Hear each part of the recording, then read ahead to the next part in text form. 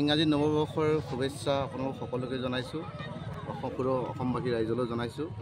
আমি এটা ব্যতিক্ৰমী প্ৰচেষ্টাৰে আমি এবাৰ নতুন বৰ্ষটো আদৰিবলৈ চেষ্টা কৰিছোঁ।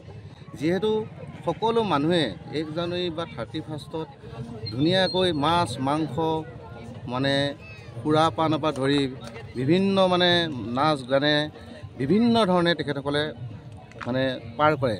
আমি ভাবিলোঁ এটা আধ্যাত্মিকতাৰে যে আমি নতুন বৰ্ষটো এটা সুন্দৰ পৰিৱেশ গঢ় দিব পাৰোঁ নেকি, আমি জনসাধাৰণলৈ এটা বাৰ্তা প্ৰেৰণ কৰিব পাৰোঁ নেকি।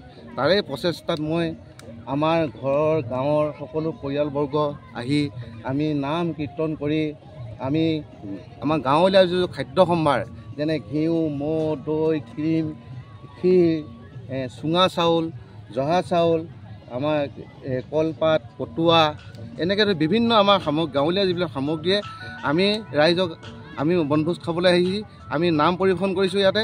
আৰু এই নামে এটা বাৰ্তা যাব লাগে অসমবাসী ৰাইজলৈ যে জানুৱাৰী এটা সুন্দৰ পৰিৱেশ কৰি অসমৰ লগতে আমাৰ দেশৰ স্বাৰ্থৰ কাৰণে সকলোৱে নতুন এটা প্ৰচেষ্টা গঢ় দিব লাগে। ইয়াকে মই কৈ